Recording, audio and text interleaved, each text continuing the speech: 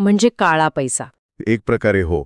आणि तो थेट सार्कोझींच्या निवडणूक टीमकडे त्यांच्या मोहिमेत वापरला गेला. आता विचार करा, लोकशाही प्रक्रियेत दुसऱ्या देशाचा आणि त्यातल्या त्यात एका हुकुमशहाचा असा हस्तक्षेप किती गंभीर असतो. आणि गद्दाफीचं नाव आल्यामुळे तर याला अजून एक वेगळंच वळण मिळतं. गद्दाफी स्वतः किती वादग्रस्त होता. बरोबर. गद्दाफीवर मानवाधिकार उल्लंघनाचे, हुकुमशाहीचे कितीतरी आरोप होते.